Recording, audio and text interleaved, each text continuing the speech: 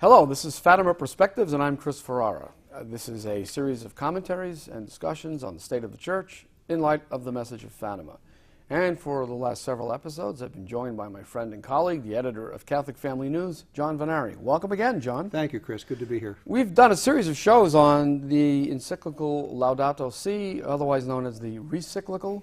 Okay. And in these shows, we've focused in particular on the problem of the emergence of evolutionary thinking in the encyclical and the problems it poses for us in terms of the Genesis account and basic Catholic doctrines, such as the distinct existence of man as a rational and immortal soul. And this is part and parcel of what has been called by many the religion of environmentalism.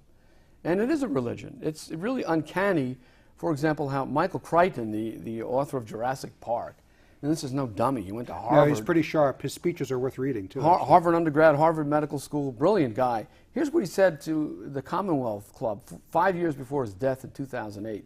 He gave a speech to the Commonwealth Club about this idea that environmentalism is a religion. Today, he said, one of the most powerful religions in the Western world is environmentalism. Environmentalism seems to be the religion of choice for urban atheists.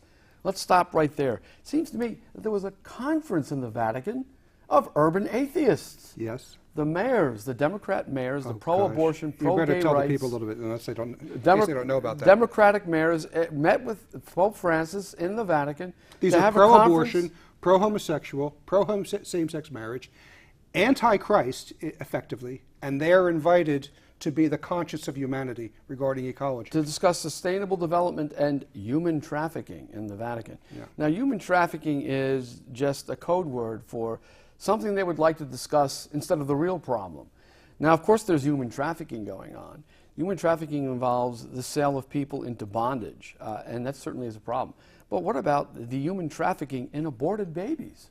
What about hundreds of millions of deaths of innocents at the hands of butchers who call themselves reproductive rights specialists?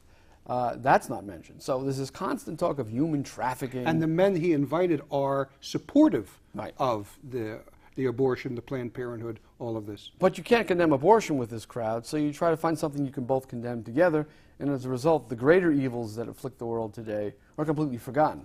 So Crichton says that this seems to be the religion of choice for urban atheists, and certainly it is. Why do I say it's a religion, he asks? Well, we must look at the beliefs.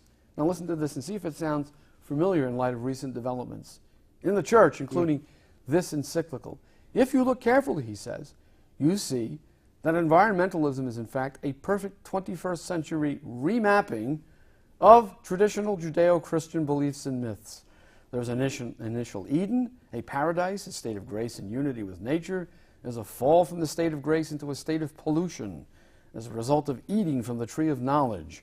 And as a result of our actions, there is a judgment day coming for us all. We are all energy sinners, doomed to die unless we seek salvation, which is now called sustainability. Sustainability is salvation in the church of the environment. Does that sound familiar? That's exactly it. It sounds to me like one of the major themes of the encyclical Laudato Si, which begins this way.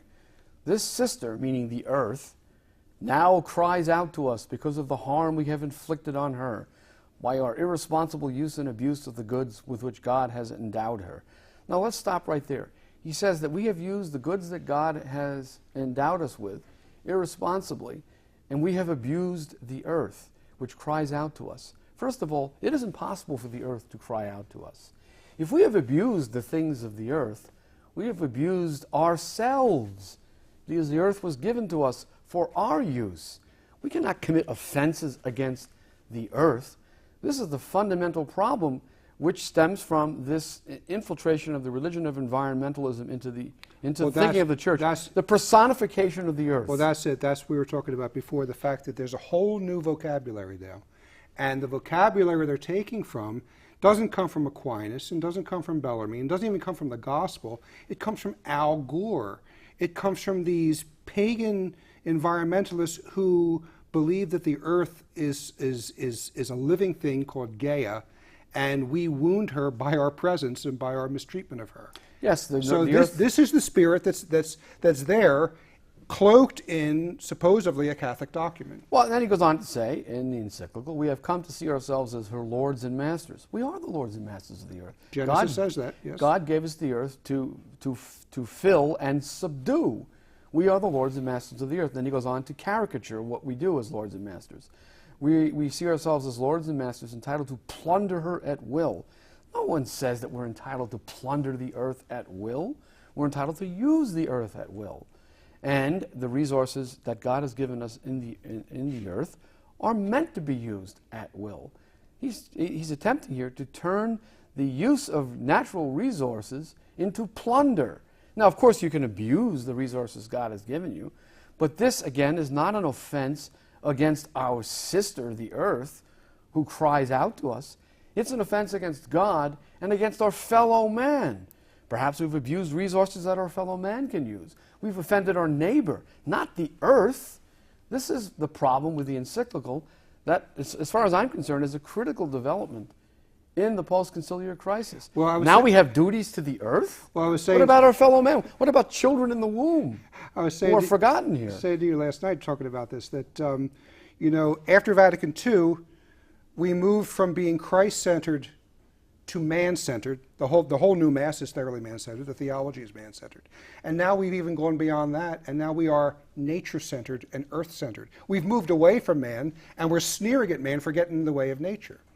And in the same passage, we see that because the Pope is attempting to compel the Church to embrace this religion and to try to make it seem as if we can baptize this and incorporate it into Christian spirituality, the result is that Scripture itself has to be twisted to suit the purpose. It's like feminist theology, gay theology, all these other theologies, is they have to put their ideology first and then beat Scripture or cut and paste into it to make it look like it's an actual Christian system. And that is exactly what happens in paragraph 2, the very beginning of this 185-page behemoth of an encyclical. The Pope writes, "This is why the earth herself, burdened and laid waste." What a ridiculous exaggeration. The entire earth has been laid waste? How are we even living in that case? "Burdened and laid waste is among the most abandoned and maltreated of our poor." So now the earth is one of the poor? "And she groans in travail," quote unquote, quoting Romans 8:22, where Paul does not speak, St. Paul does not speak of the earth groaning in travail, but of man and other creatures groaning in travail, waiting for the world to come, not for the perfection of this world. That passage in Romans has nothing to do with the abuse of the environment. Typical of how these people operate. You can't trust them when they quote Scripture. What does St. Paul say there? The sufferings of this world are nothing compared to the world to come. That is an otherworldly perspective, looking beyond this fallen world, beyond fallen creation, to the life of the world to come, to our redemption in grace, and to our eternal salvation. This has nothing to do with environmentalism, and yet at the very beginning of this encyclical, paragraph 2, we are given the false impression that St. Paul is some kind of proto-environmentalist who's protesting man's abuse of the environment, which is causing the earth to groan. It is simply outrageous and unbelievable. Well, we have to stand up for the true faith, and then we also have, we have Sister Lucia Fatima herself saying in the 70s, saying that this, I can't remember the exact quote, but she says this diabolical disorientation is gripping the church, and then she gives our marching orders for us. It is necessary to stand up against it. And that's a note on which we should conclude. But I look forward to having you again on the show, John. Thank you. Meanwhile, for Fatima Perspectives, this is Chris Ferrara. Thank you.